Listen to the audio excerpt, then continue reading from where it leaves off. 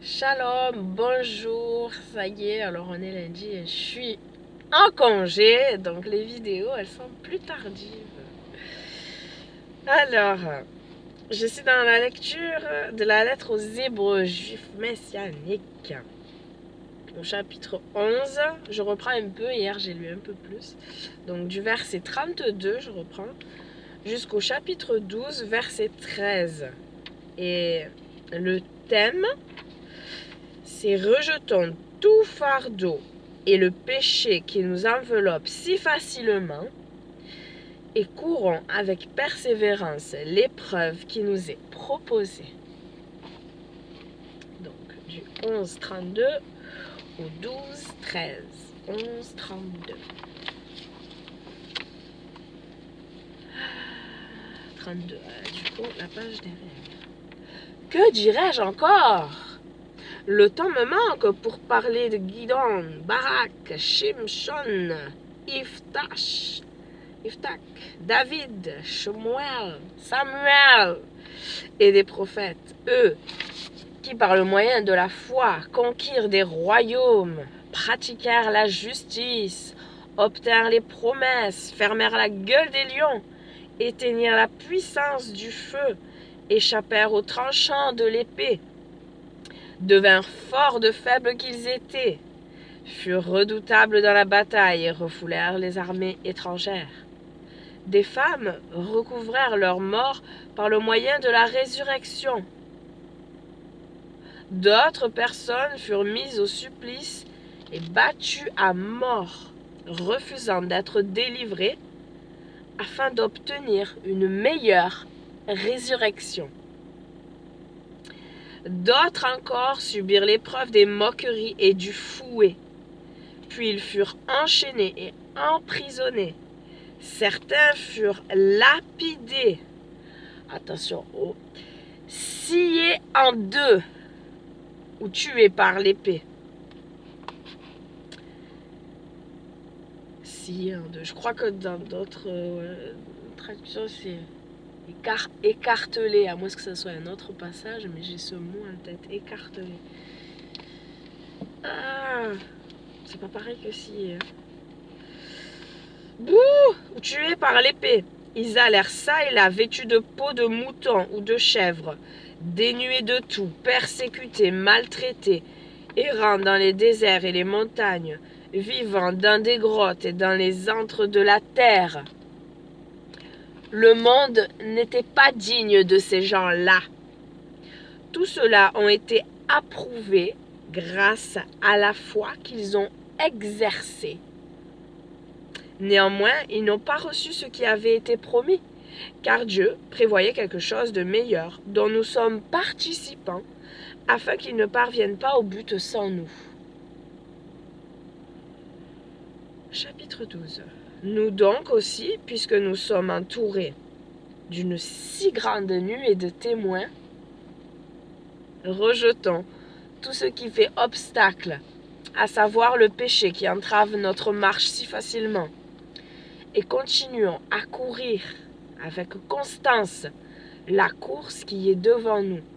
Fixons nos yeux sur Yahushua qui a initié et amené à son achèvement notre foi et qui, en échange de la joie qui était placée devant lui, a enduré comme un criminel l'exécution sur le poteau, méprisant la honte. Il s'est assis à la droite du trône de Dieu. Oui, songez à celui qui a enduré une telle hostilité contre lui-même de la part des pécheurs, afin que vous ne vous lassiez pas ou que vous ne succombiez au découragement. Vous n'avez pas encore résisté jusqu'à répandre votre sang dans la lutte contre le péché. Très important. Wouh! Ouais, je le surligne, ça, moi. Verset 4. Vous n'avez pas encore résisté jusqu'à répandre votre sang dans la lutte contre le péché. Participation active. Active, très active, jusqu'à résister, jusqu'à répandre votre sang. Vous avez également oublié le conseil qui s'adresse à vous comme à des fils. Mon fils, ne méprise pas la discipline d'Adonai et ne te décourage pas quand il te corrige. Car Adonai discipline ceux qu'il aime et il châtie tous ceux qu'il accepte comme fils. Considérez votre persévérance comme une discipline.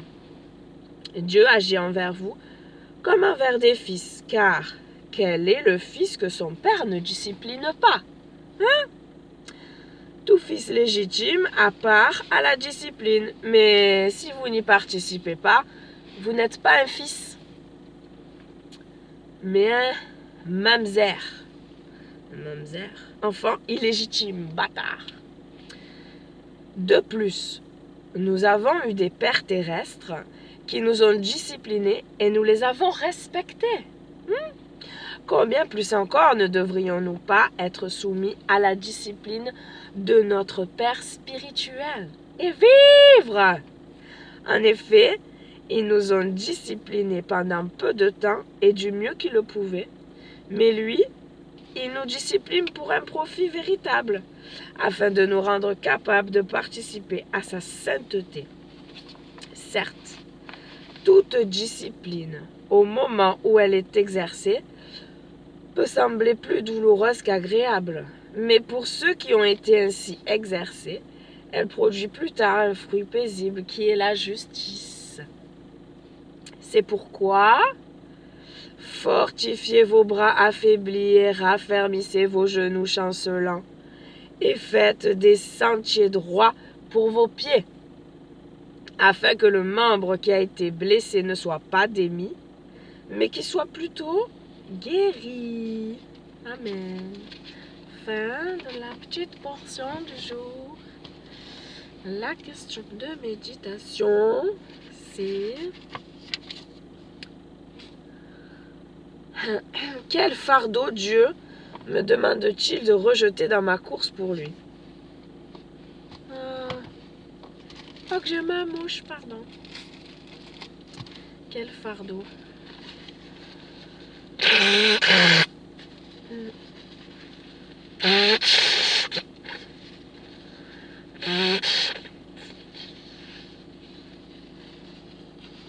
Quel fardeau? Quel fardeau me demande-t-il de rejeter dans ma course pour lui? Dans ma course pour lui, quel fardeau? Que chacun médite en lui-même. Mon fardeau dans ma course. Merci Seigneur. Nous voulons te déposer tous nos fardeaux. Tous nos fardeaux. Oui, nous sommes dans une course, oui. Et nous voulons remporter le prix de l'appel céleste. Cette course, nous courons vers le but. Non pas comme si on l'avait déjà atteint, mais on y court, on y court. On veut la victoire, on veut la couronne de justice. On veut persévérer jusqu'au bout. Oui, notre salut est gratuit. Oui, tu nous as fait grâce. Oui, mais nous devons, comme j'ai lu le verset 4 à plusieurs reprises, lutter, résister face au péché avec vraiment une action de notre part qui est forte. Merci de nous donner ce vouloir et ce faire, lutter jusqu'au sang. C'est bien des mots qui sont forts. Toi-même, sur cette terre, tu nous as montré combien tu as souffert. Toi, le seul juste, toi qui n'avais pas commis de péché.